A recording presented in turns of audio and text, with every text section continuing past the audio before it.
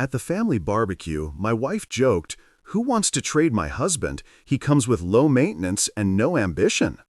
Her divorced neighbor replied, "I'll take him." My wife's smile disappeared when the neighbor added, "When should I pick him up?" If I'm being honest, that Saturday started off like the kind of day Norman Rockwell used to paint. Sunshine, laughter, the faint smell of charcoal, and suburban optimism hanging in the air. Music was blasting from someone's Bluetooth speaker, kids were running around the yard like caffeinated squirrels, and my grill was doing what it did best, sizzling with enough burgers to end at least one world conflict. It was the American dream, condensed into a backyard and seasoned with barbecue sauce. I was in my zone, tongs in one hand, beer in the other, feeling like the unofficial mayor of cul-de-sac diplomacy.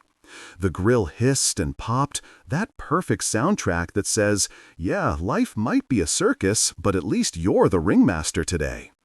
And then, right when I thought I had it all together, bam!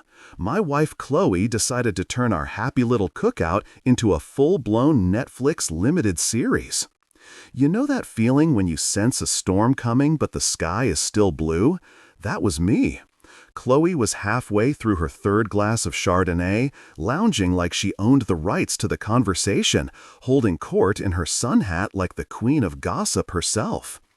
Every wife in a 10-house radius was leaning in, laughing too loud at stories that were probably about their husband's incompetence. Meanwhile, the guys stood around pretending to care about the grill temperature or the game on someone's phone.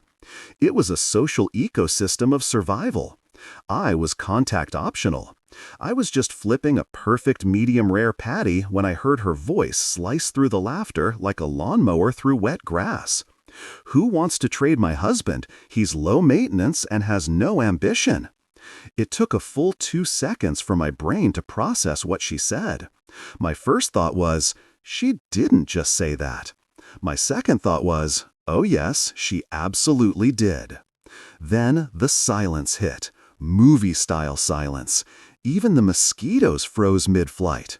Somewhere, a child's juice box stopped making that slurping sound. The universe collectively held its breath. Every guy at that party suddenly developed a deep spiritual relationship with his beer. Heads dropped, eyes locked on amber liquid. I swear I could hear the sound of their internal panic, that whispered prayer of, "Please, Lord, don't let my wife get any ideas." I felt my face go warm, partly from the grill, partly from the slow burn of humiliation. Chloe was smiling, that wine-fueled, "I'm just joking, but not really" grin women get when they think they're being cute, the kind that comes with invisible daggers. And then, because fate enjoys a little chaos with its coleslaw, our divorced neighbor Maya raised her glass and said, clear as day, "I'll take him." Now, I know that moment didn't last longer than a heartbeat, but it felt like the world slowed down just to make sure I suffered in high definition.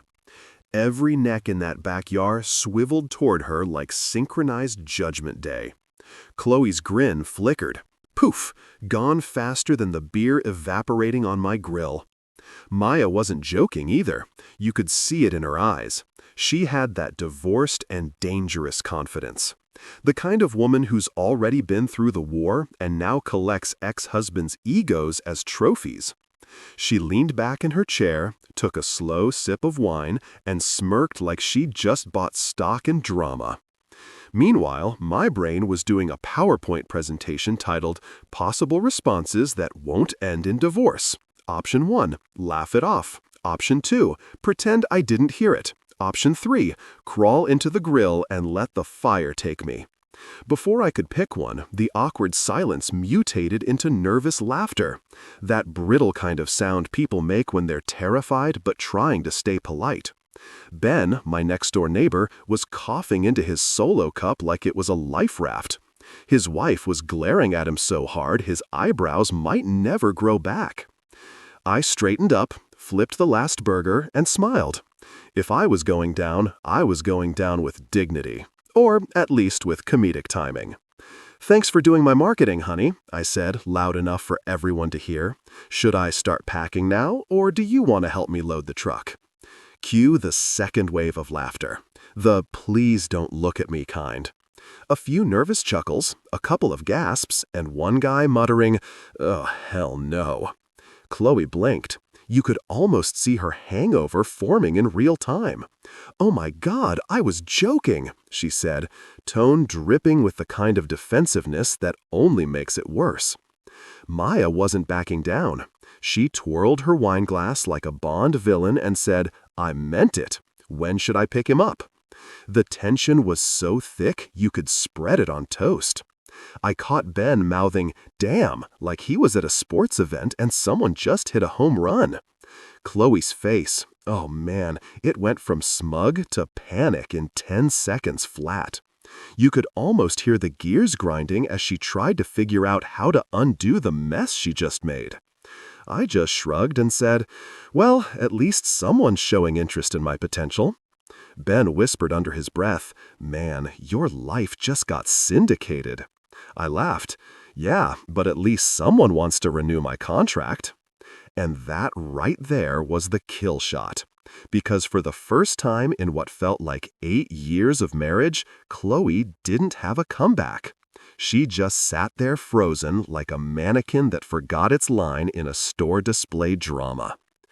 Everyone tried to pretend the conversation was over, but the air had shifted. You could feel it. The way people avoided looking directly at me, the forced small talk about potato salad, the collective energy of, "Please let this end before someone cries." The burgers were still perfect, by the way. Juicy, charred just enough to make Gordon Ramsay nod in approval. But nobody cared. I could have served gold-plated steaks at that point, and no one would have tasted them over the awkward tension.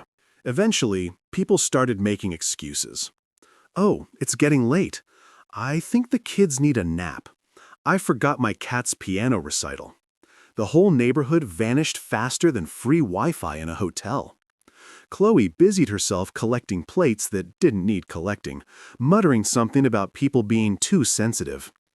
I didn't say much, just stood by my grill, finishing my beer, staring at the smoke curling into the sky.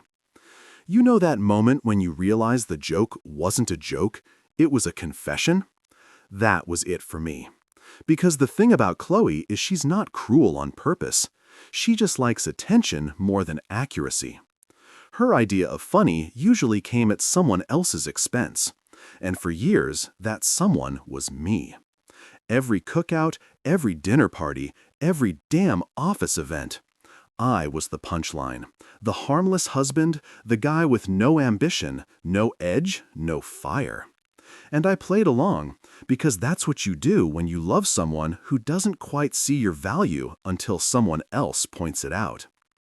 That night, standing there with grease-stained hands and the smell of smoke in my hair, I realized I was done auditioning for the role of supportive fool. So yeah, maybe it started with burgers, beer, and a casual act of public betrayal, but that was the moment the script flipped. Because when Maya raised her glass and said, "I'll take him," I didn't hear flirtation. I heard freedom knocking. And let me tell you, I was just about ready to open that door. So there I was, standing in the middle of my backyard, my kingdom of charcoal, folding chairs, and broken dreams. And every pair of eyes was pointed right at me, like I was the next act in a reality show nobody signed up for. You could practically hear the collective thought buzzing through the crowd. Is he going to laugh, or is this about to turn into one of those viral neighborhood brawls on Facebook Live? I took my sweet time wiping my hands on the grill towel, partly to buy a few seconds, partly to make a point. When you've just been publicly auctioned off by your own wife, timing is everything. I looked up, forced a calm smile, and said, "Thanks for doing my marketing, honey. Should I start packing now, or do you want to help me load the truck?" You could feel the awkward laughter ripple through the crowd. That thin, nervous sound that says, "Please, God, let someone say something else." It was the kind of laughter that's more about survival than humor. The guys laughed too hard, the women laughed too soft, and everyone looked around like they were trapped in a hostage situation where the ransom was emotional stability. And then, from her lawn chair of chaos, Maya leaned forward with that slow grin people get when they realize they just found the detonator. "I meant it," she said, raising her glass like she was toasting the end of my marriage. "When should I pick him up?" If silence had a temperature, that moment dropped about 20 degrees. Even the grill seemed to dim its enthusiasm. Chloe's face went from wine-drunk and untouchable to, "Oh crap, did that just happen?" in half a second. Ben, my next-door neighbor and self-proclaimed marriage counselor, he's been divorced twice, so you do the math, muttered under his breath, "Man, your life just got syndicated." I turned my head, deadpan. "Yeah, but at least someone wants to renew my contract." That got another laugh, the kind that carries just enough truth to sting. Chloe looked at me like I'd just committed high treason against the holy order of passive husbands.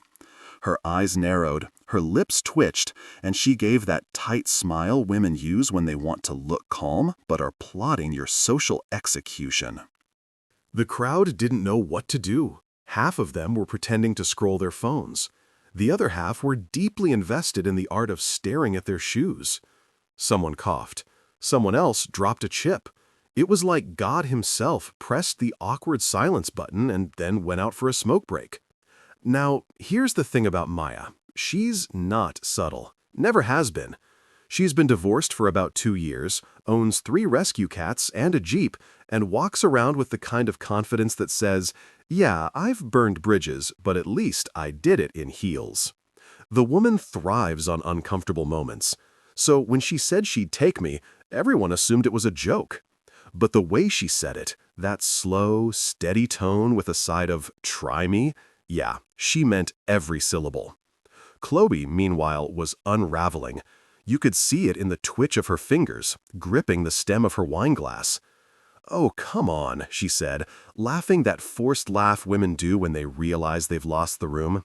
"It was a joke. You guys are taking this way too seriously." Maya shrugged. "I don't joke about good taste." Oof, direct hit. You could feel the air leave Chloe's body, like she'd been hit with a dodgeball of truth. I sipped my beer, savoring it like a man who just found emotional vindication in a bottle of Bud Light. "I guess this makes me a hot commodity," I said. "Guess all that low ambition finally paid off." Ben elbowed me. "Man, you better patent that line before someone else steals it." Chloe looked ready to throw the grill at both of us. "You think this is funny?" she hissed, but still smiled because image was everything to her. God forbid the suburban gossip mill think we were anything but the picture of backyard perfection. "Oh, I think it's hilarious," I said, keeping my tone calm and casual, the verbal equivalent of leaning on a car while it explodes in the background.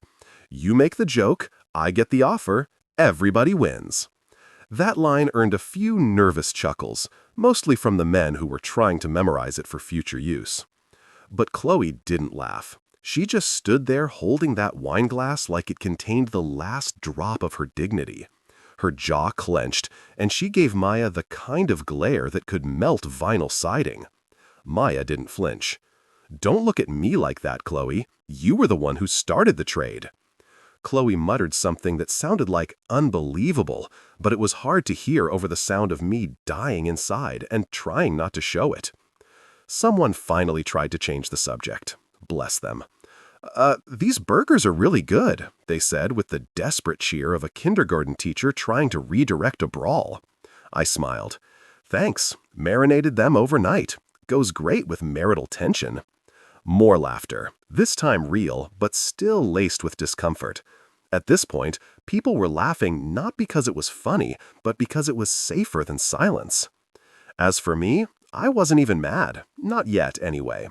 I'd spent years being the easygoing husband, the guy who rolled with the jokes, the one who let Chloe's sarcasm slide because that's what chill husbands do. But something shifted in that moment. Watching her face fall, watching everyone realize that maybe, just maybe, she'd gone too far this time. That felt like the tiniest sliver of justice. The backyard was a battlefield disguised as a barbecue.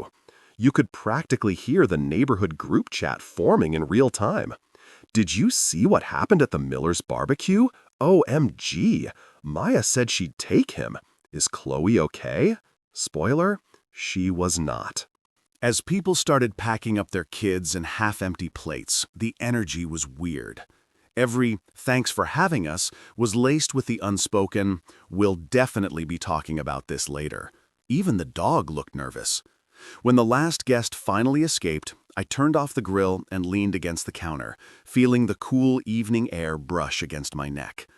The yard was quiet again, the kind of quiet that's not peace, but aftermath. Chloe stood a few feet away, her arms crossed. She looked smaller somehow, like the weight of what she'd said had finally caught up. "You embarrassed me," she said flatly. I almost laughed. "You're welcome to the club. I've been a member since our second anniversary."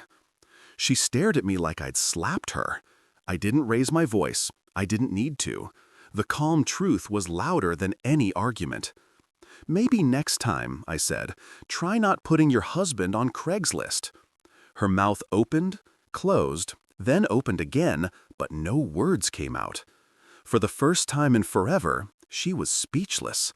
I took that as my cue to grab a beer, clink it against the counter like a toast, and walk inside. That night, I fell asleep in the guest room, not out of anger, out of choice. The sheets were cool, the AC was on full blast, and for the first time in years, I wasn't lying next to someone who thought I was the punchline. And damn, that sleep hit different. When the last burger was eaten and the crowd scattered faster than a free seminar, the backyard looked like the crime scene of a social experiment gone horribly wrong.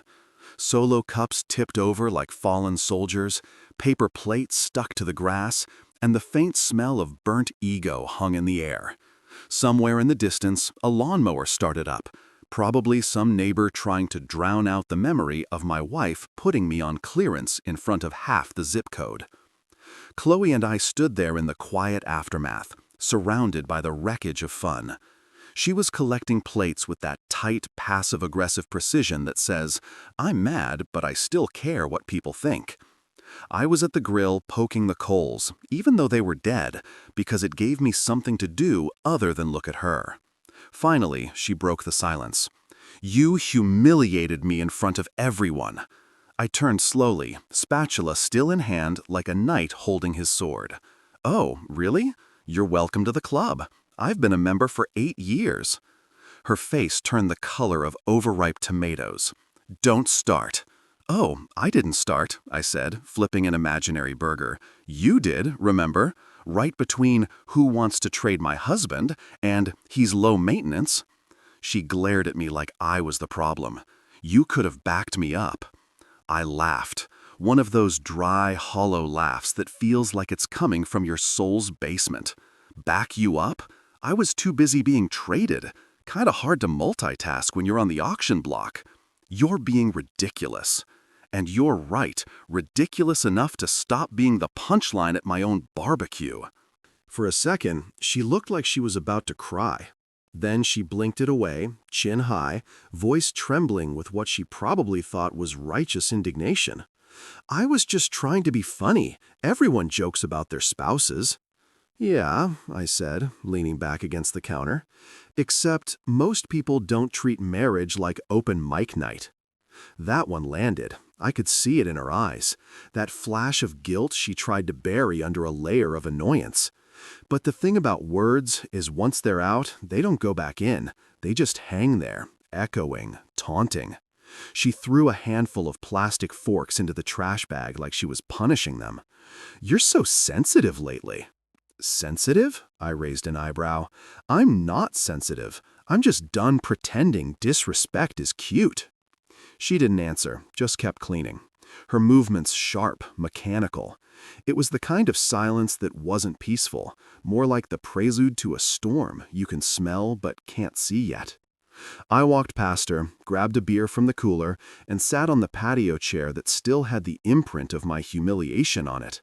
The sun was dipping low, throwing long shadows across the yard. It was quiet, too quiet, the kind of quiet that makes you think about everything you've ignored for way too long. The truth is, that moment at the barbecue wasn't the first time Chloe had thrown a verbal dart at my back. It was just the first time she'd missed the laughter she expected. Usually, her friends would cackle, I'd laugh along, and we'd pretend it was harmless. But tonight, the crowd didn't laugh with her, they laughed at her, and she felt it. I could see it all over her face. The shock, the embarrassment, the realization that maybe her comedy routine had finally bombed. When she came inside, she didn't say another word, just slammed the sliding door shut behind her like punctuation. The sound echoed through the house, bouncing off the walls, wrapping around my chest like a dare. I followed her in after a few minutes, still holding my beer, still calm. If I've learned anything about arguments, it's this: whoever stays calm holds the remote control. She was standing in the kitchen, arms crossed, the kind of posture that says, I'm ready to rewrite history. You made me look bad, she said. Correction, you made you look bad. I just gave it subtitles. She frowned. Do you have to turn everything into a joke? Do you have to turn me into one? That one hit harder than I expected. Her eyes softened for half a second before she masked it with frustration. I don't know what you want from me, Mark. I want you to stop treating me like I'm the comic relief in your highlight reel, I said. You want to play queen of the gossip table? Fine, but don't do it at my expense. She scoffed. You're overreacting. Right, because public humiliation is just fun banter? My bad. She rolled her eyes. You're making it sound worse than it was. I took a sip of beer and smiled. That slow, tired kind of smile that comes after you finally stop lying to yourself. You know, that's what you're good at, minimizing things. My feelings, my effort, my damn existence. Everything's either an exaggeration or a joke. She froze, caught off guard. I didn't yell. I didn't even sound angry. And maybe that's what scared her more. That calm, matter-of-fact tone that meant I wasn't bluffing anymore. I've spent years trying to be the guy who laughs it off, I said. The one who takes the hit so you can keep being the fun one. But you know what? I'm tired of being the setup for your punchlines. She opened her mouth to respond, but couldn't find the words. That silence, it was new, and it felt good. I walked past her, set my beer down, and started heading toward the guest room.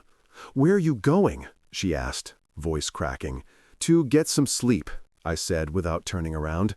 Don't worry, I'll leave the spotlight on in case you want to keep performing. She gasped. Not dramatic, not loud, just that little sound people make when they realize the script flipped without them noticing. I shut the door to the guest room, exhaled, and sat on the bed. The sheets were cool, the air conditioner humming like a lullaby for the emotionally exhausted. For the first time in a long time, I felt something that wasn't frustration or resentment. It was peace. Lying there, I thought about all the little digs, the jokes that always ended with, "I'm kidding, babe," the subtle eye rolls when I talked about my work, the way she'd hijack conversations just to remind people I wasn't as ambitious as her friends' husbands. It all added up. Little cuts that never healed because she kept reopening them with a smile. And maybe that's what made that night different, because when Maya joked about taking me, I saw something in her tone. Not just mischief, but recognition, like she'd been in my shoes once, the partner who kept quiet while their spouse turned love into a roast session. I laughed quietly to myself, not out of joy, but relief, the kind that comes when you finally realize you're not crazy for wanting respect. The irony? For all her talk about me having no ambition, that night I finally found some. Not the career kind, the self-respect kind. I rolled over, stared at the ceiling fan spinning slow and steady, and whispered, "Never again." Then I did something I hadn't done in years. I slept, Really slept, like a man who'd finally stopped auditioning for someone else's approval. And let me tell you, that kind of sleep, that's freedom in its purest form.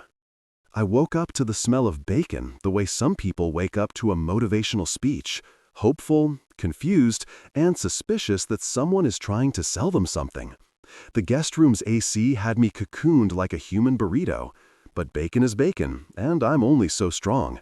I rolled out of bed and shuffled down the hall, wearing last night's t-shirt and the kind of face you get when you dream of peace and awaken to the possibility of a trap. The kitchen was staged like a commercial where people pretend breakfast is a love language. Chloe had gone full production design. Pancakes stacked like architecture, eggs fluffed within an inch of their lives, strawberries fanned out on a plate like they were auditioning for The Bachelor, and a little vase with 2 daisies that had definitely not lived here yesterday. And there, center stage, my wife. Hair curled, lipstick flawless, brows razor sharp, smiling like a redemption arc had crawled out of YouTube and asked for a ring. "Good morning, honey," she sang, hitting that bright, airy tone people use when they've done something bad and decorated over it. I poured coffee slowly, letting the smell of roasted beans play defense for my sanity. "Smells like guilt," I said, "because if words are free, you might as well buy your freedom with them." She tilted her head like a catalog model. "It smells like bacon sweetened with an apology." I took a sip and nodded at the pancake tower. "Neat. Did Publix deliver the remorse pre-sliced?" She didn't flinch, which meant she'd been practicing that face in the bathroom mirror. "I wanted to do something nice." Last night you wanted to do stand-up," I said, sliding into a chair. She placed a plate in front of me like it was a bribe with syrup. "Eat first, argue later," she tried. The fork was halfway to my mouth when the doorbell rang. Ding-dong. 2 syllables that said, "Of course this is happening." Chloe's smile twitched. "Who is that at—" I was already walking. The front door swung open to reveal our divorced neighbor Maya, in cropped jeans and a t-shirt that said, "Coffee is my alibi," holding a big ceramic mug and an expression that dared the morning to try her. "Morning," she said, breezy as a lake house. "I ran out of sugar." Of course she did. Sunday mornings in suburbia run on lies and sugar. I stepped aside and Maya slid in with the efficiency of a person who's been here before, which somehow made it worse and better at the same time. Chloe appeared in the doorway to the kitchen wearing the kind of smile you see on stepmothers in fairy tales right before they sell you to a witch. "What a surprise," she said, tone so sweet you could hear the cavities forming. Maya lifted her mug, the rim lipsticked in a red that didn't apologize for itself. "Don't worry, I just need a little sweetness to start my day." "Good luck finding any here," I muttered, "because I am only human, and this is America." The tension thickened instantly. Not a normal thick, like cheesecake thick. So dense, the syrup on the pancakes actually hesitated when I poured it, as if it were thinking, "Nope, not going down with this ship." Maya leaned against the counter and surveyed Chloe's breakfast spread with a low whistle. "Wow, you two expecting the mayor, or is this a peace treaty disguised as carbs?" I coughed into my mug to hide the smile. Chloe glided to the stove like she was being judged on posture. "I'm being a good wife," she said lightly, the words performing push-ups for Instagram. "Isn't that what everyone wanted?" "Everyone?" Maya asked, eyebrows doing gymnastics. "We're just the audience you lost last night." Chloe's jaw tightened at a speed I felt in my soul. "Sugar's in the pantry," I said quickly, and Maya gave me a little nod, an acknowledgement, not thanks. We weren't doing thanks yet. She stepped into the pantry while Chloe spooned eggs onto my plate like I'd asked for them, which I hadn't, because the only thing I asked for recently was respect, and that was apparently on back order. "So," Chloe said, placing a towel on the oven handle with surgical care, "how did you sleep?" "Like a man who wasn't the punchline," I said. She inhaled through her nose the way people do when they're counting the exits. "I'm trying here." "You're staging," I corrected. "Trying is honest. Staging is when you put fake books on a shelf because you think buyers are literate." Maya emerged with a canister of sugar and a look that said she'd wandered into a live taping. "Found it, thanks," she said, popping the lid and scooping 2 spoonfuls into her mug. Then she slid onto a stool at the island like it had her name on it. Don't mind me. The words any person says before absolutely minding everything. Chloe's smile could have cracked porcelain. "Actually, we were in the middle of breakfast, and I interrupted, am in the middle of coffee, which requires sugar, which she borrowed, which means she's part of the supply chain. Let the woman sit." Maya raised her mug in a little toast to logistics. Chloe's smile recalculated, and she went for polite conversational homicide. "So, Maya, big plans today? Cat yoga, garage sale, more volunteering?" Maya grinned. "Nope, just laundry and watching my neighbor recover from being auctioned in his own backyard." I almost choked on my coffee. Chloe's eyes flashed. It was a joke. Maya took a slow sip, studied her mug like it had wisdom in it, and then used my own line from last night without mercy. Was it funny? The kitchen blinked. Somewhere in the house, the refrigerator hummed like a nervous witness. Chloe looked at me like I'd invited a prosecutor into our breakfast. "I apologized," she said, to the air with food. Maya set the mug down gently, the way you put a glass near a grenade. "I don't know, Chloe. Feels like you're trying to buy back the scene, not change the script." "And you," Chloe snapped, "are trying to steal him." "Steal what?" Maya asked, eyes calm but sharp. "A man you priced at low ambition next to the coleslaw?" I whistled this time, couldn't help it, the line was clean. Chloe ignored me. "You don't get to talk about our marriage."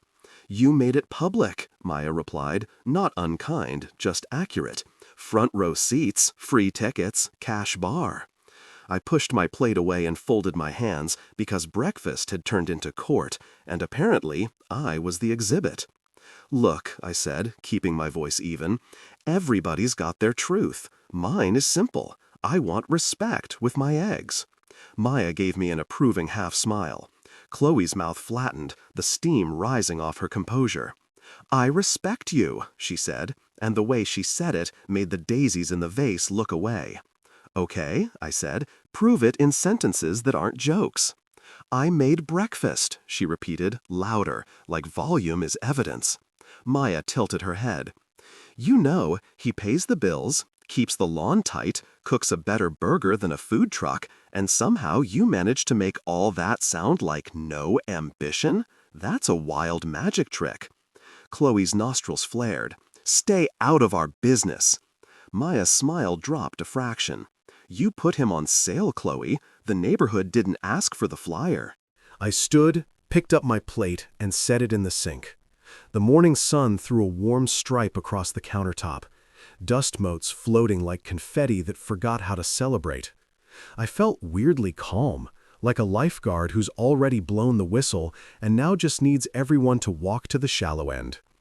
"Here's where I'm at," I said, turning to Chloe. "You can't roast me in front of your fan club and then think pancakes are an apology. You want to fix it? Start with words. Start with not calling me low maintenance like I'm a plant you barely water." "I called you low maintenance because you are easy," she said, wincing the second the words left her mouth. "Easy to love," I offered, trying to hand her a lifeline. "Easy to be around. Easy as in dependable." She looked at the floor. "Fine, yes, that." Maya swirled her coffee. "Honest question, Chloe. Are you between jobs or retired from self-awareness?" Chloe's head snapped up. "I'm between opportunities for 18 months, I added, because the number lived rent-free in my frontal lobe. Maya's eyebrows hopped like they'd been given caffeine. "So he's been footing the bills, keeping the grill hot, and getting roasted for being reliable? That tracks." Chloe pointed her spoon at us like a wand that only cast bad spells. "He's not perfect." "Correct," I said. "I leave socks in dumb places, and I buy gadgets we don't need. But I also show up. I don't belittle you to get laughs." The anger in her eyes softened into something else. Fear, maybe? Or the exhaustion of realizing your favorite trick stopped working. She set the spoon down carefully. "I was wrong last night," she said. voice quieter. And I don't know why I kept doing that, turning everything into a bit. I nodded. Because progress doesn't need applause, just daylight. Because it made you feel powerful, Maya said, straightforward as a seatbelt click. Chloe blinked, and for a second, I thought she might actually cry. It would have been human and maybe helpful, but she swallowed it back. Old habits like their corner office. I thought it was harmless, she said. It wasn't. The words came out steady, not cruel. I turned to the sink, ran water over my plate, watched the syrup ribbon down the drain like a metaphor that paid taxes. Behind me, the women were silent. The kind of silence that happens right after surgery when everyone waits to see if the patient breathes on their own. The doorbell dinged again, because when you think you've reached your daily quota of chaos, life throws in a bonus. This time it was Ben holding a Tupperware of potato salad like a diplomatic offering. "Hey, I think this was Carlos's," he said, then clocked the room. "Oh, y'all doing morning therapy? Grab a stool," Maya said, and I snorted. "Nope," Ben blurted, backing away like the floor was lava. "I'm allergic to tension before noon." He set the Tupperware down and fled, proving once again that men will run from feelings faster than they run a 5K. I dried my hands and looked at Chloe. "So, here's the deal. Respect or silence. Those are the only two ways my name gets used in public from now on. Pick one." She nodded, small like a kid returning stolen gum. "Okay." It wasn't grand, but it wasn't nothing. I can work with okay. Maya slid off the stool and tapped the sugar lid shut. "Well, I got what I came for," she said. Chloe's eyes flared again. "Sugar?" "Clarity," Maya answered, then winked at me with so little heat it registered more as solidarity than flirting, but also sugar. She headed for the door, then paused. "For what it's worth, Chloe, this would have been a lot easier last night if you'd said the two magic words." "I'm sorry," Chloe offered. "Thank you," Maya said, jerking a thumb at me, "because the man grilled like a saint while you were workshopping insults." She left on that, breezy and brutal, and the quiet she took with her felt cleaner, like someone finally opened a window. I stood there, hands on the cool countertop, the kitchen smelling like bacon, coffee, and second chances sold at market price. Chloe turned to the sink, rinsed a plate, and said without looking up, "I'm sorry. Real this time. No garnish." I nodded once. "Thank you." She swallowed. "Do you want more pancakes?" "No," I said, sliding my mug toward the edge. "I want to try again with sentences that don't put me on sale."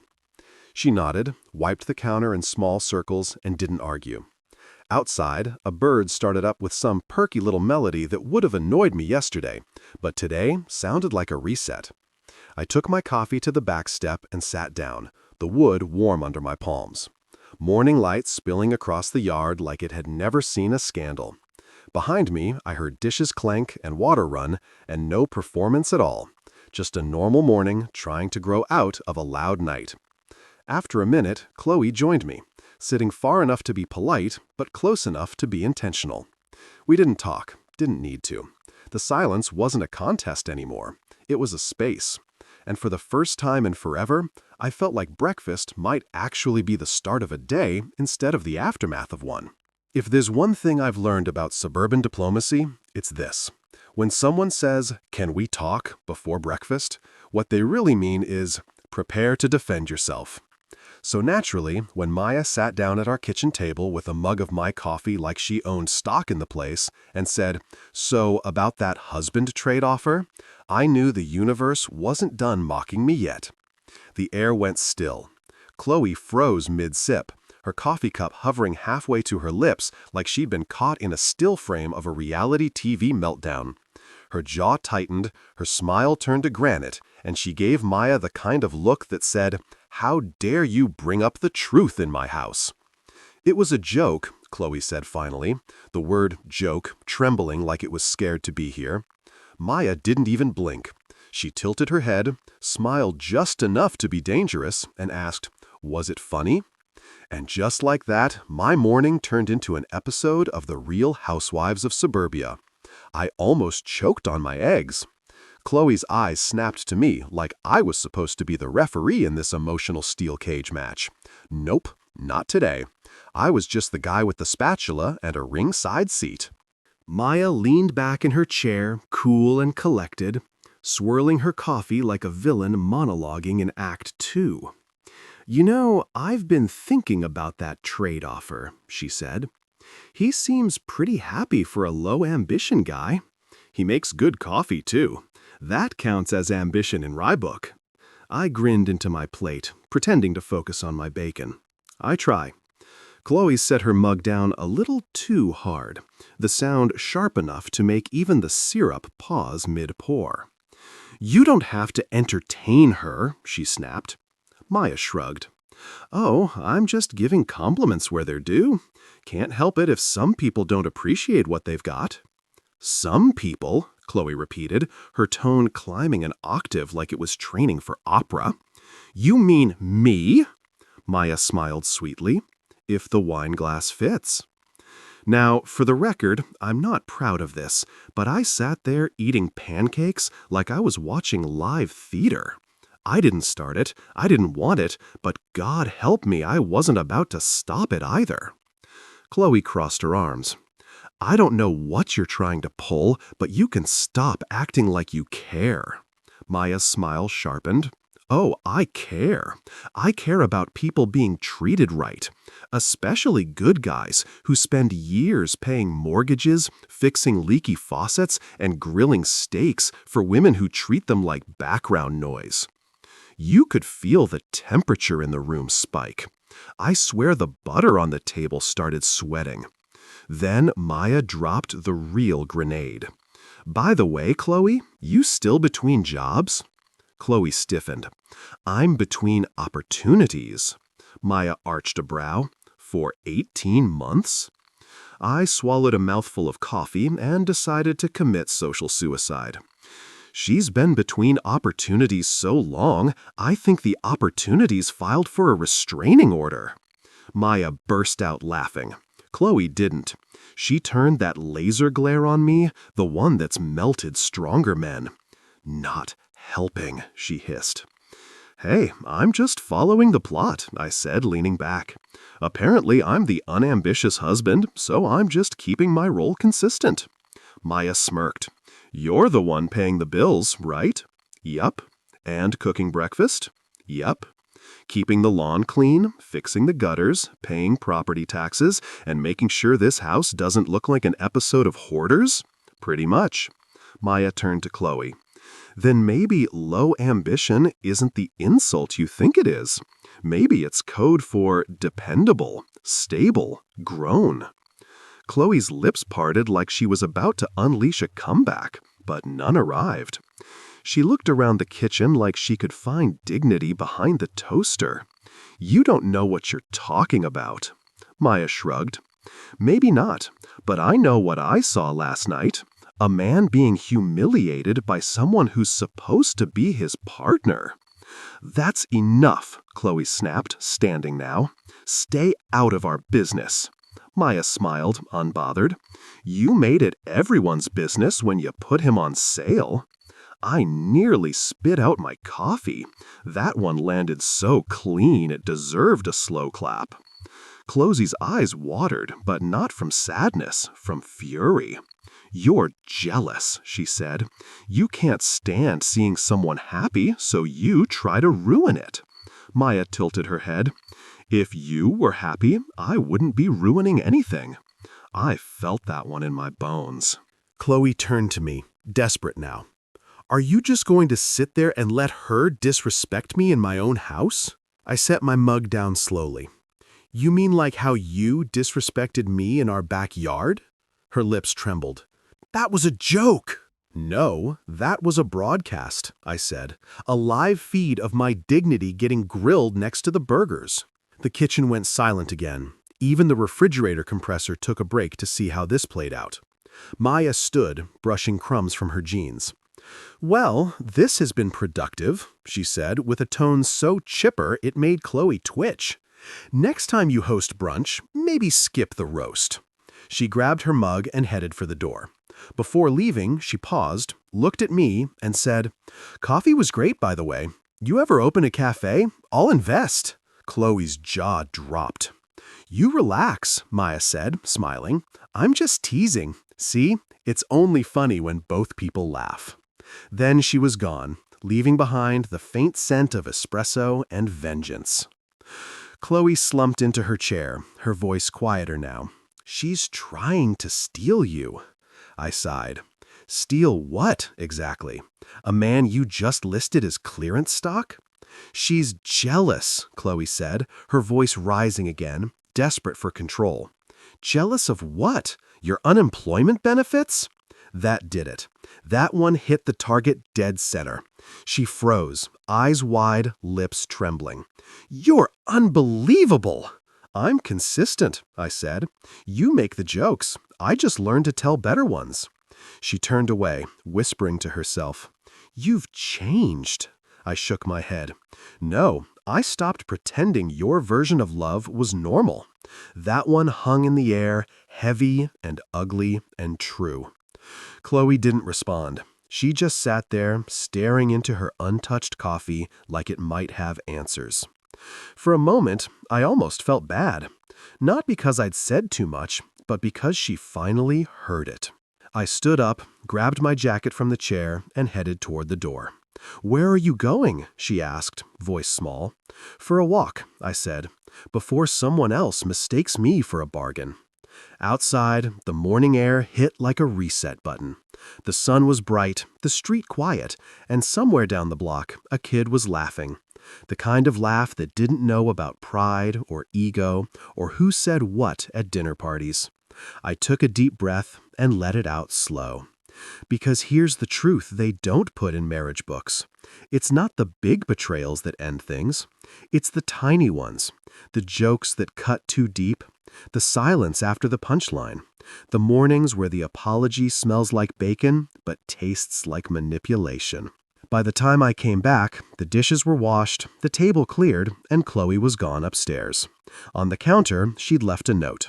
Just one line in that looping handwriting she used when she wanted to sound innocent. "I didn't mean to hurt you." I picked it up, read it twice, then folded it in half and tucked it into my back pocket. Not because it meant forgiveness, but because it meant acknowledgement, and that was more than I'd gotten in a long time. I looked around the kitchen, at the empty plates, the half-empty syrup bottle, the mug Maya forgot, and for the first time, I didn't feel like the background character in my own house. I poured one last cup of coffee, black this time, and muttered to myself, "Well, if this is the fallout, at least it came with breakfast." There's a moment right after someone storms out of your kitchen when the silence feels heavier than the door they slammed. It lingers. You can almost hear it, breathing, smug and satisfied, like it just won something. That's the kind of silence I came home to that afternoon. Thick, self-righteous, and wrapped around the scent of burnt toast and wounded pride. Chloe was on the couch, mascara slightly smudged, wine glass already refilled. That's how I knew this wasn't going to be a calm discussion. If there's wine before noon, there's drama before 1. I dropped my keys on the counter, kicked off my shoes, and braced for impact. "She's trying to steal you!" she shouted before I even made it into the living room. I blinked. "Steal me? What am I, a flat-screen TV?" "I'm serious," she snapped. "Maya wants you." I sighed, rubbing my temple. Maya wants peace and quiet. She also wants sugar. I think we can safely say I'm not on her grocery list. "You think this is funny?" she asked, slamming her glass down on the coffee table hard enough to make the coasters flinch. "Oh, it's hilarious," I said, grabbing a bottle of water from the fridge, "because nothing screams healthy marriage like accusing your neighbor of grand theft husband." "You don't get it," she said, pacing. "She's jealous. She wants what we have." "What we have?" I repeated. "You mean public humiliation and emotional constipation?" She gasped, offended. "You're unbelievable." "Thank you," I said dryly. "I work hard to be consistent." Chloe glared. "You're defending her." "No, I'm defending logic. There's a difference. You can't insult me in front of the entire neighborhood and then play the victim when someone else doesn't worship at your brunch table. You're twisting everything." I leaned against the counter, calm as a monk at a drum circle. "No, Chloe, I'm just finally calling it what it is." She froze mid-step. "And what is it then?" "It's a pattern," I said. "You make me the joke, and I play along so you can feel like the fun one. You take shots, I laugh, you get applause, and I get to be the lovable idiot who never minds being disrespected. It's been your favorite routine since year 2. She didn't move. Her face went blank. The kind of blank that isn't confusion, but defense. I'd seen it before. It's what she does when she realizes she's losing an argument she didn't prepare for. Her voice softened. "You're being dramatic." "Yeah," I said, "because subtlety didn't work." She crossed her arms, eyes darting toward the TV like she wanted an escape route. "You know what? Fine. You're perfect. Saint Mark, the long-suffering husband." I laughed. "Oh, please, I'm not perfect, but I'm also not the one who turned marriage into a roast battle." Her lip trembled for a second. I thought maybe, finally, we were going to have a real conversation. But then she grabbed her wine glass again, refilled it like the answer was somewhere at the bottom, and said, "I can't talk to you when you're like this." "When I'm like what?" I asked. "Calm, honest, unamused?" She flung her hand dramatically. "When you make me feel like the villain." "Maybe stop doing villain things," I said. "Problem solved." Her voice cracked. "You're cruel." "No," I said, taking a sip of water. "I'm just done letting you treat me like a prop in your comedy routine." She laughed bitterly. "Oh my God, listen to yourself. You sound so self-righteous." I shrugged. "That's what self-awareness sounds like." She sat down hard on the couch, pressing her palms to her head like she was trying to hold the headache in. "You used to be easy. You used to just let things go." "Yeah," I said, because I didn't realize letting things go meant letting me go. For a moment, neither of us said anything. The only sound was the faint hum of the fridge and the occasional ice clink from her wine glass. The symphony of a marriage passed its melody. Then, like clockwork, she went for the nuclear option. "You've changed." I laughed under my breath. "That's the point." "No, you used to be—" She stopped, searching for words for the version of me that used to absorb her barbs with a smile. "You used to be patient." "I used to be silent," I corrected. "There's a difference." She blinked, thrown off by how calm I was. That's the thing about calm. It scares people more than yelling ever could. She wanted fireworks. I gave her ice. "You think you're so much better than me now, don't you?" she asked. I thought about it, then nodded. "A little, yeah." Her mouth fell open. "Unbelievable." "Honest," I said. "And it's not because you're some terrible monster. It's because you don't listen until someone else says the quiet part out loud." "Like Maya?" She didn't tell me anything new. She just held up a mirror. Chloe's eyes welled up.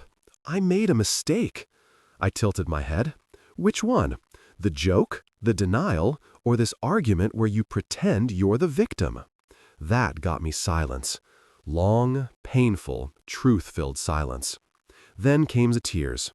Not dramatic ones, just slow, real, exhausted tears that told me she finally understood this wasn't a game anymore. She covered her face, shoulders shaking, and I stood there feeling nothing. No joy, no triumph, no sadness, just relief. Like someone finally turned the noise down after years of static. After a few minutes, she said quietly, "I don't know why I do it. I wanted people to like me." I sighed.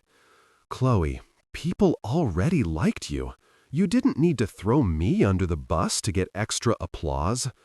She wiped her eyes with her sleeve, smearing mascara like war paint. "You hate me now, don't you?" I sat down on the opposite end of the couch. "No, I just don't like what we became." She sniffled. "Can we fix it?" I thought about it. The years, the digs, the fake smiles at dinner parties, The apologies that came with side dishes. "Maybe," I said, "but not if you keep pretending I'm the problem. You need to rebrand." She stared at me, searching her face for something. Forgiveness, maybe? Or the man who used to let everything slide. But that man was gone, retired, out of business. Finally, she nodded. "I'll do better." I didn't say anything. Promises mean less than silence until action shows up.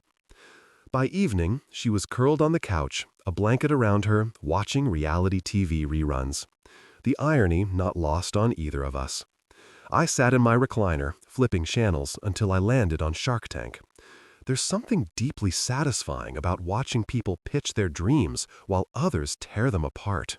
It felt poetic. Chloe sniffled again. "You're really not going to talk to me?" "I'm listening," I said, not looking up. "Talking is what got us here." She let out a shaky laugh, the kind that's half regret, half exhaustion. "You're impossible." "And you're predictable," I said, still watching TV. "But at least we're consistent." By the time the credits rolled, she'd fallen asleep, wine glass still on the table, TV light flickering across her face. I turned down the volume, covered her with the blanket, and stood there for a long minute. Because here's the thing about love. Sometimes it doesn't die in one big cinematic explosion. Sometimes it fades like the battery in a remote, one click at a time, until you realize nothing's changing the channel anymore. I went upstairs, brushed my teeth, and caught my reflection in the mirror.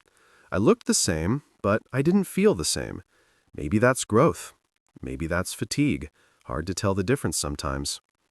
Before bed, I checked my phone. A text from Maya popped up. "How's the morning after tour? Need a drink later?"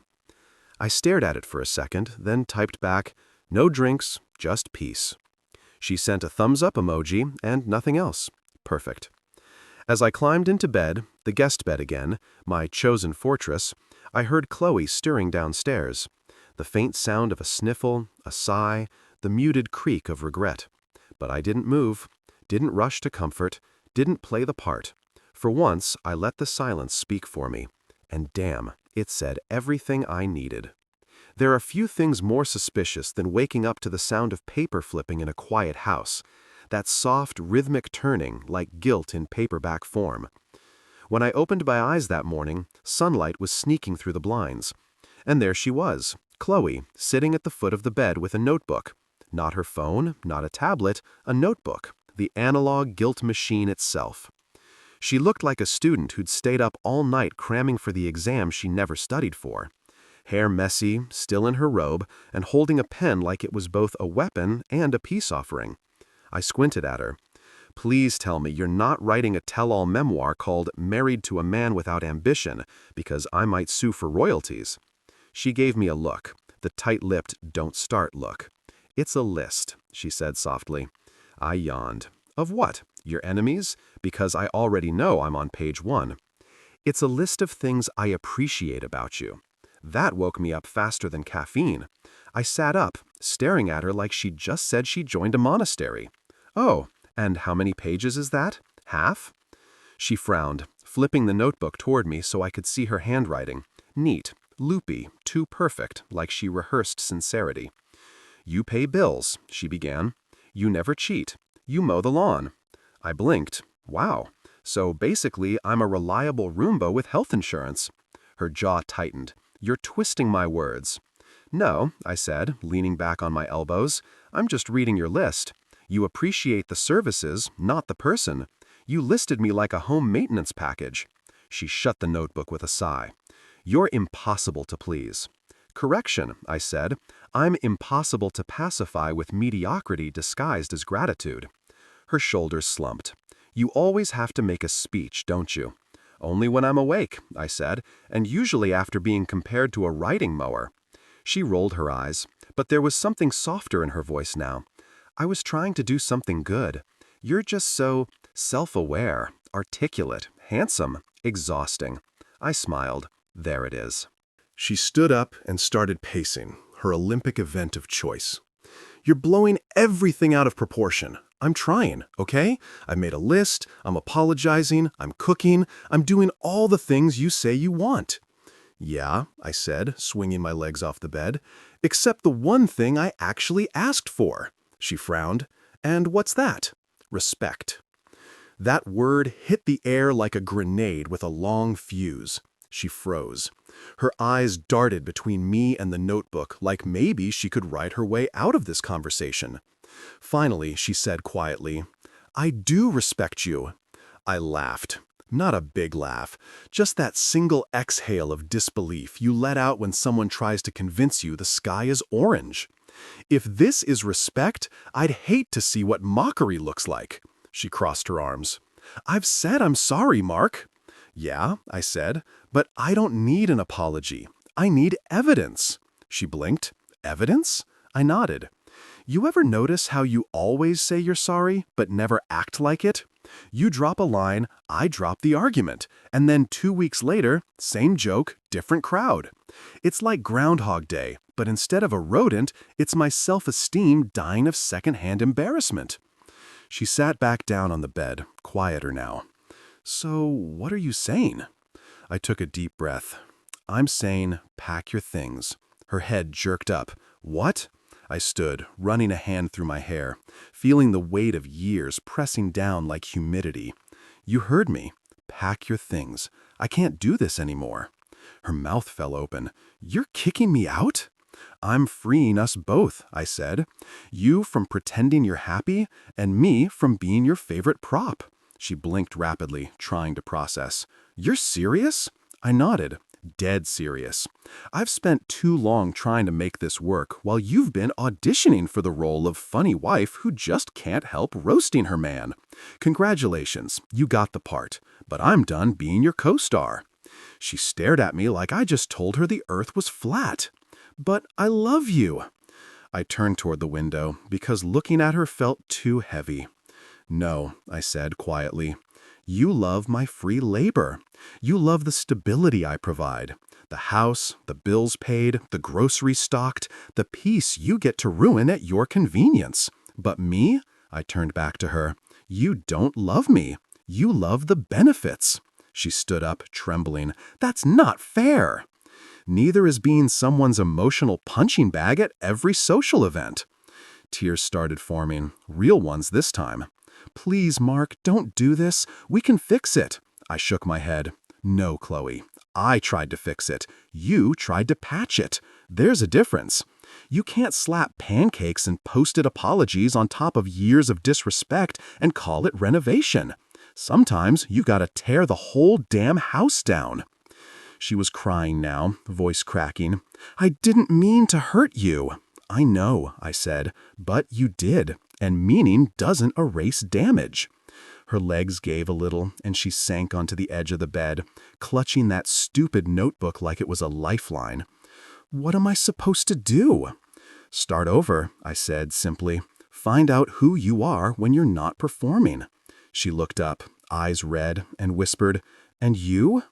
"I'm going to remember what peace feels like," I said, "because somewhere along the way, I forgot." The silence that followed wasn't sharp anymore. It was flat, empty, like the aftermath of a storm that finally spent itself. I went to the closet, pulled out her suitcases, and set them on the bed. She watched me, frozen. I opened drawers, started folding her clothes, neatly, methodically. It wasn't anger, it was clarity. She finally stood, voice trembling. "You're serious?" "Serious enough to start laundry before noon," I said. She let out a breath that sounded like defeat. "You'll regret this," she whispered. I smiled softly. "Maybe, but at least it'll be my decision to regret." She didn't argue after that, just sat there watching me fold the last of her blouses. For once, she didn't have a clever line or a sarcastic jab, and I realized she didn't know how to exist without them. When I zipped the last suitcase, the sound echoed through the room like punctuation. "There," I said, stepping back. "Your things are ready." She looked up at me, eyes wide, raw. "You're really done, aren't you?" "Yeah," I said, feeling lighter than I had in years. I think I stopped being your husband the moment you put me up for trade. I'm just catching up now." She pressed a hand to her mouth, tears spilling freely. "I didn't think you'd actually leave." I nodded toward the suitcases. "That's the problem, Chloe. You never think I'll do anything. You assume I'll stay, smile, swallow it all, and reset tomorrow. But this time, tomorrow's mine." She sat there in silence, eyes following me as I picked up my phone and wallet from the nightstand. "I hope you find someone who laughs at your jokes," I said softly. "And I hope next time you remember the punchline's supposed to make people laugh, not hurt." Then I walked out. Halfway down the stairs, I heard her sob. Deep, breaking, human. It wasn't satisfying. It wasn't even sad. It was just real. And maybe that's all either of us had left. When I reached the bottom, I looked around the house. At the kitchen we fought in, the table we performed at, the couch that knew more secrets than it should have. And I thought, maybe love doesn't die out. Maybe it just fades quietly into the background, waiting for someone brave enough to notice. I grabbed my keys, opened the door, and stepped outside into the sunlight. And for the first time in a long time, I didn't feel traded. I felt free. Folding someone's clothes into a suitcase feels weirdly ceremonial. There's a rhythm to it. Not the tender kind like packing for a vacation, but the quiet, methodical kind you use when you've decided peace is more important than pretending. That's what I told myself as I zipped the final bag shut, the sound slicing through the air like a verdict. Chloe was still standing by the dresser, arms crossed, eyes red but defiant. She'd gone through all 5 stages of grief in the last 2 hours, sometimes twice. Denial? Check. Anger? She threw a pillow. Bargaining? Promises to change. Depression? The silent tears. Acceptance? Well, we weren't there yet, but she was getting closer. "You can't just kick me out," she said again, her voice trembling between heartbreak and entitlement. I took a breath. Steady. "Chloe, I'm not kicking you out. I'm setting you free. There's a difference." "Don't give me your therapist voice," she snapped. "You're not the calm one here, Mark. You're done." I offered. "Yeah, I know." She glared, eyes wet but sharp. "You think this makes you some kind of hero?" "No," I said, picking up one of the suitcases. "Just a man who finally figured out that self-respect isn't negotiable." She watched me carry the bag toward the door like it was the last scene of a movie she didn't want to end. "Where will I go?" she asked finally, her voice cracking. "Try Indeed.com," I said without missing a beat. That one landed. She flinched like the words had weight. And maybe they did. Because here's the thing. When you've been the emotional janitor in your own marriage, cleaning up every mess your partner makes, you eventually run out of mops. I opened the front door, sunlight spilling into the living room like an unwanted witness. I set the suitcases down neatly by the mat, dusted my hands, and turned back toward her. "There," I said, "stage is yours." Her face twisted, the pain shifting into anger. "This is Maya's fault," she hissed. "She's been trying to get between us for months." Right on cue. Like the universe was tired of subtlety, Maya appeared outside watering her plants. Denim shorts, tank top, hair tied back. She looked like peace wearing sneakers. She caught sight of us through the open door and waved cheerfully. Hose in one hand, cup of coffee in the other. "Morning, neighbor," she called. Perfect timing, I muttered. Chloe's head whipped around. "Don't you dare." But Maya was already leaning against the fence, smiling like she'd been waiting for this scene her whole life. "Need a hand with those bags?" she asked sweetly. Chloe pointed at her, face red. This is all your fault." Maya raised an eyebrow. "Technically, you offered the trade. I just raised my hand." Mic drop. Chloe's jaw dropped, then slammed shut. "You're disgusting," she spat. Maya sipped her coffee calmly. "Maybe, but I'm not unemployed and mean before breakfast." I coughed into my fist, mostly to stop myself from laughing. It didn't work. A small, traitorous chuckle escaped. Chloe turned on me. "You think this is funny?" A little, I admitted. Not the situation, just the delivery. Her hands flew up. I can't believe this. You're actually siding with her. I'm not siding with anyone, I said. I'm just acknowledging good comedic timing when I hear it. Chloe grabbed one of the smaller bags, shaking with fury. Fine, if this is what you want, then enjoy your perfect little neighborhood soap opera. Already am, I said, stepping aside so she could pass. She dragged the bag to the car, muttering under her breath. Maya watched from her lawn, arms folded, looking somewhere between satisfied and genuinely sad. Because for all her fire, I think she actually pitied Chloe. When Chloe came back for the second suitcase, she shot me a look, one that said, "You'll regret this." I held her gaze. Spoiler alert, I won't. Her lips quivered, but she didn't respond. She just grabbed the handle and stomped out the door. Maya called over. "Hey, at least you're getting some exercise." I closed my eyes. "Maya, what?" "What?" she said, mock innocent. "Encouragement is self-care." Chloe froze on the walkway, spun around and pointed at her. "You'll regret this too." Maya gave her a small, smug smile. "Honey, I already regretted marriage once. I'm good." The air between them crackled, tension thick enough to grill another burger on. Chloe turned away, yanking open the car trunk like it owed her money. She shoved the bags inside, slammed it shut, and for a brief moment she looked small. Just a woman who'd built her world on control and finally realized she couldn't hold on to anything anymore. She got into the car, started the engine, and stared straight ahead. "You're going to miss me," she said through the open window. I leaned against the doorframe, arms crossed. "I already do," I said quietly, "but not the version you've been lately." She hesitated, eyes flicking toward me for half a second, just long enough for me to see the flash of regret. Then she pulled out of the driveway and sped off, taillights cutting through the calm like punctuation at the end of a long, loud sentence. Silence fell again, this time lighter, almost warm. Maya set her coffee down and walked over, still holding the hose. "Well," she said, nodding toward the empty driveway, "that escalated quickly." "You think?" I said, rubbing the back of my neck. She grinned. "You handled it better than most men would have had. If it were me, I'd have thrown her clothes out the window like confetti." "I considered it," I admitted, "but I'm too old to start explaining things to cops." Maya laughed, a real one, not the tight, polite kind people use at cookouts. "So, what now? You gonna celebrate your freedom, or just stand here looking like a Hallmark movie in reverse?" "I'm leaning toward both," I said. She smirked. "I've got beer and leftover pizza if you need emotional support." I chuckled. "You offering therapy or temptation? Depends on what time you show up." I shook my head, smiling despite myself. "You're relentless." She shrugged. "What can I say? Divorce gives you hobbies." For a moment, we just stood there. Neighbors, survivors, maybe a little broken, but unashamed of it.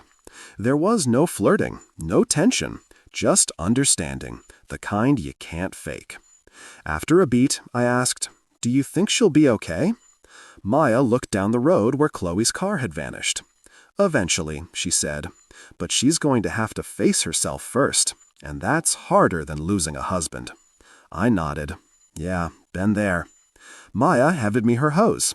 "Here, you look like a man who needs to clean something." I laughed. "What, like repentance?" "Like the driveway," she said. "It's covered in drama." She walked back toward her house, leaving me standing there, holding a green garden hose like it was a metaphor for starting over. I turned on the water and let it run, the stream hissing against the pavement, washing away little patches of dust and spilled emotions. The longer I stood there, the lighter I felt.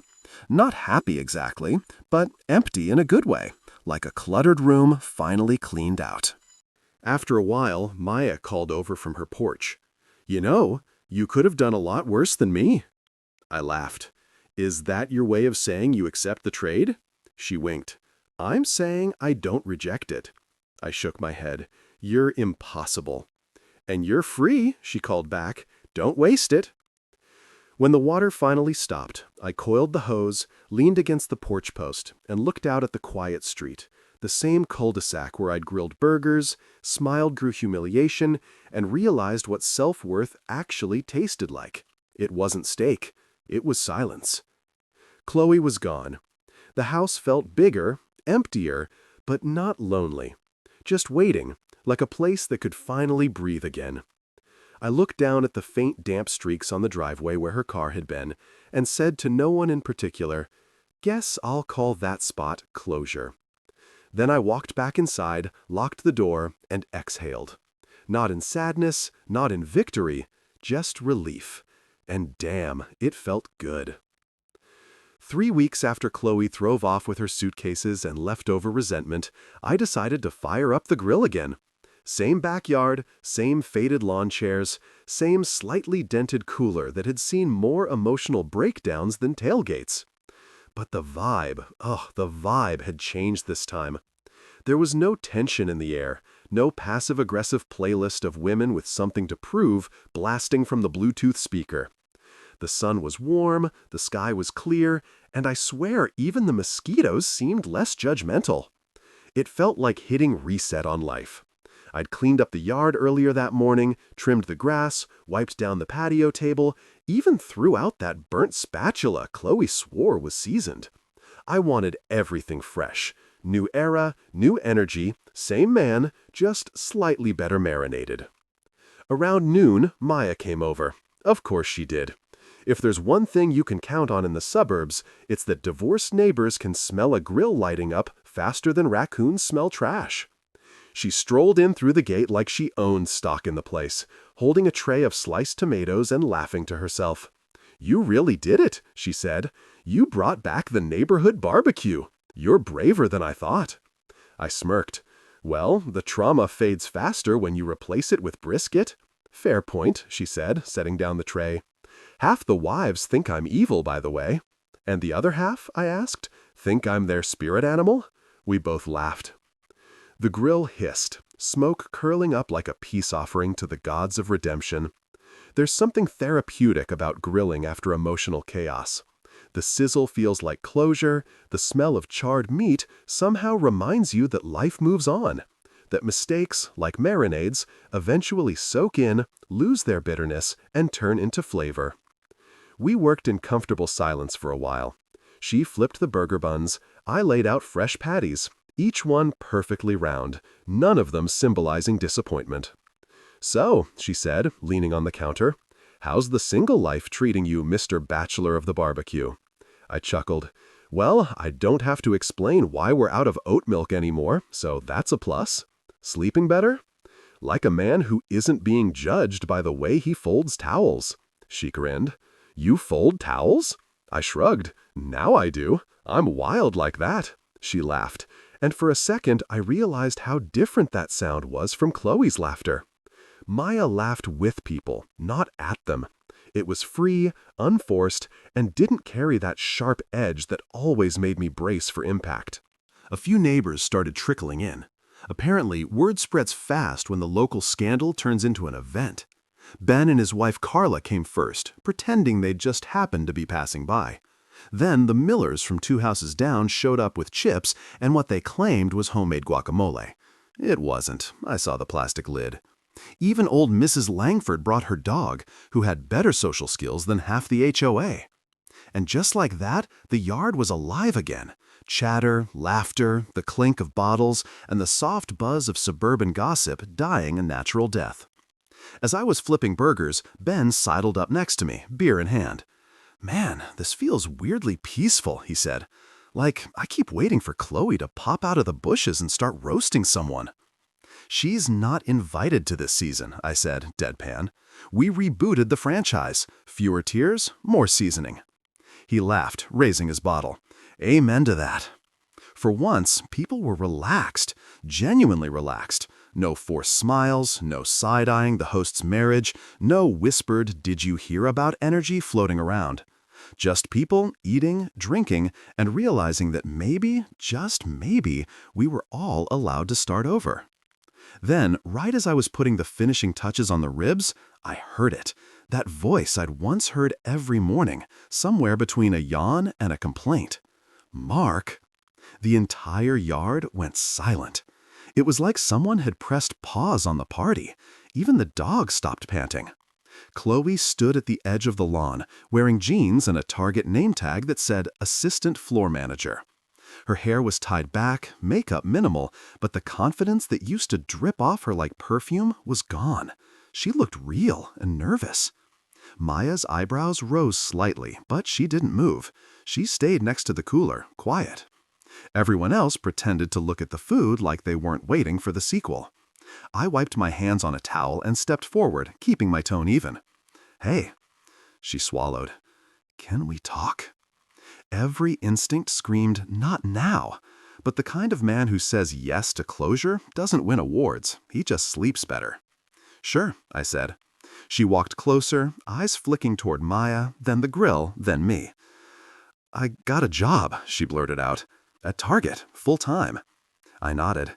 "Good for you." "I'm trying," she said quickly. "Really trying. I'm sorry for everything, for the jokes, the way I treated you, all of it. I just—" She exhaled shakily. "I didn't realize how much I needed you until you stopped letting me need you." There was a part of me that wanted to say something comforting, something movie-worthy. But reality doesn't come with a soundtrack, and forgiveness doesn't always come with confetti. "I'm glad you're doing better. I really am."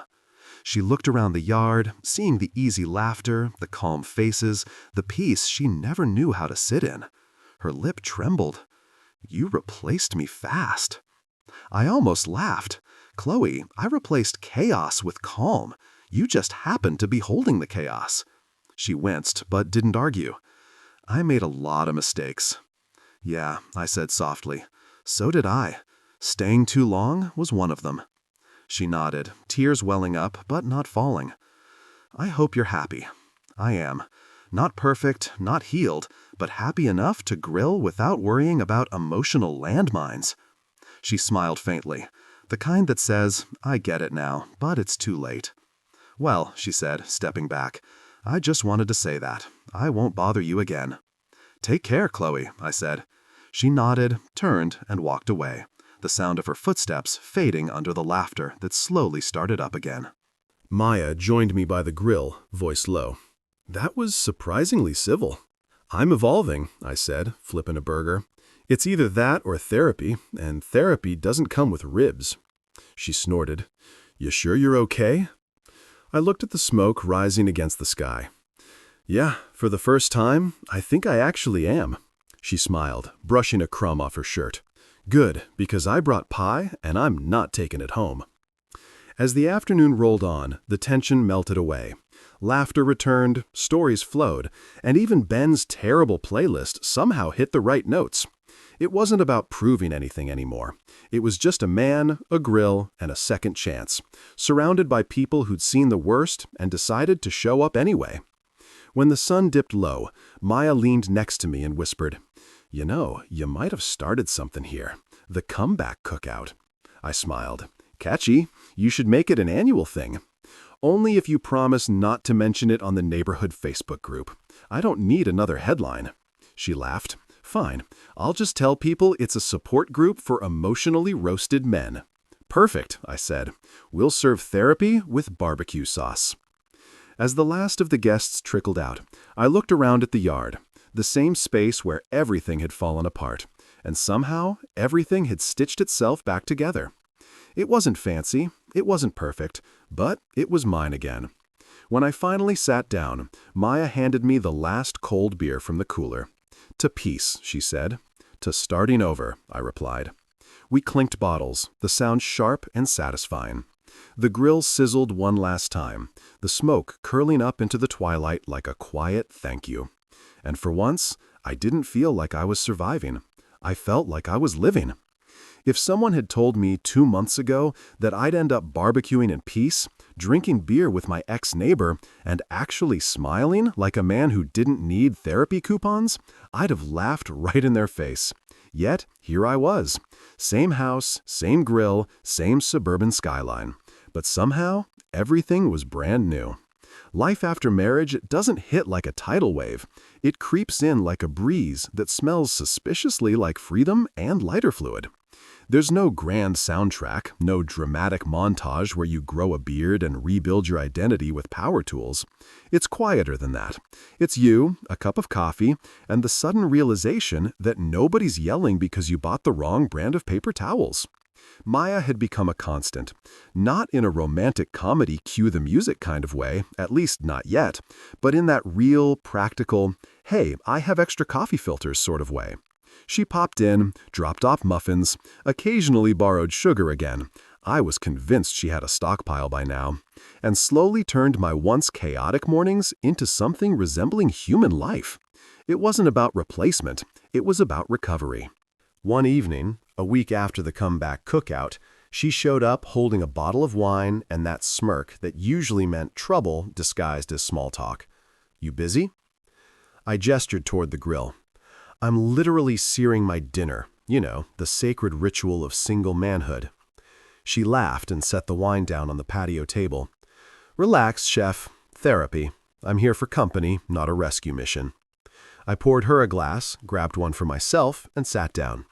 The sunset bled orange over the fence, the kind of cinematic backdrop that makes you think maybe the universe doesn't know what it's doing. "You seem lighter," she said. I took a sip. "Yeah, guess turning your house into an emotional war zone for years will make you appreciate silence." She leaned back, studying me. "You ever think about her?" "Of course," I said. "You don't just delete 8 years of marriage like spam mail." "But now, when I think about her, it's like remembering a bad sitcom. You laugh, you cringe, and you're grateful it got canceled before another season." Maya chuckled. "I'm stealing that." "Go ahead," I said. "Consider it community property." She smiled, but there was softness behind it. Your ex actually did me a favor." "Oh yeah? Which part? The public auction or the emotional fallout?" "All of it," she said, swirling her wine, "because she gift-wrapped the perfect man and handed him to me." I snorted. "Perfect? Me? I forget laundry in the dryer until it smells like disappointment."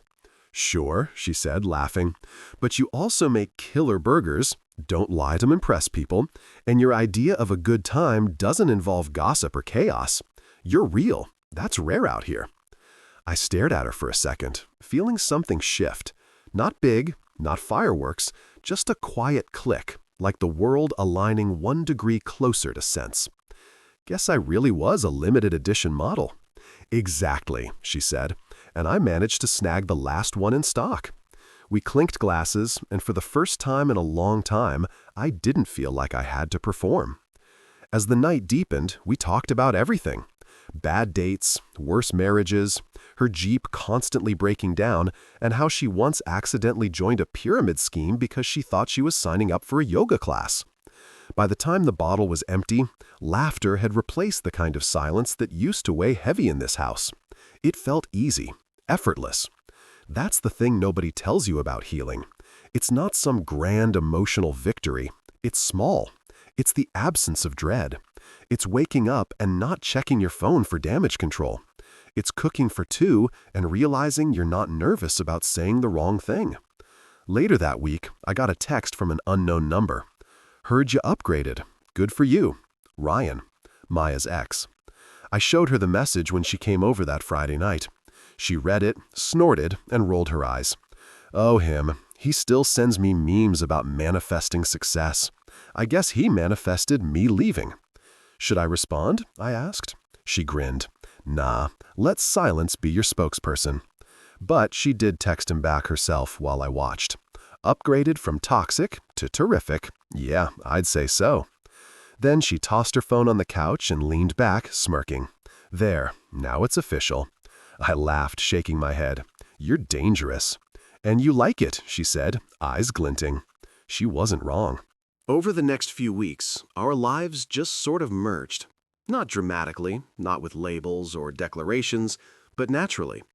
She brought her cat over because he likes new vibes. I fixed her leaky kitchen faucet because YouTube confidence is a superpower.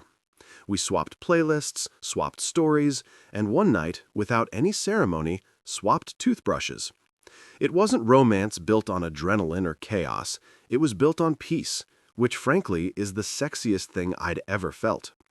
One Saturday afternoon, as I was cleaning the grill again, apparently trauma makes you neat, she leaned against the fence watching me. "You know," she said, "you're not the same guy I met."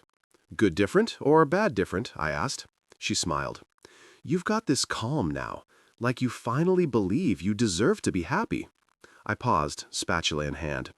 "Yeah, I guess I finally realized I don't have to earn peace by suffering first." She nodded. "Took you long enough." I laughed. "You sound like my therapist." "If your therapist had better legs and made better coffee." "Careful," she said. "Flattery might get you more chores." We laughed again, but somewhere between the teasing and the sunlight and the smell of grilled perfection, I realized this was what love was supposed to feel like. Not grand gestures or dramatic speeches, just comfort, consistency, laughter that didn't cost you dignity. When I think back to that first cookout, the trade-off day, I can't help but smirk. It's poetic in a twisted kind of way. I started that day being auctioned off as low maintenance and unambitious, and somehow that label turned out to be the best compliment I'd ever received. Turns out low maintenance just means peaceful. Unambitious means content.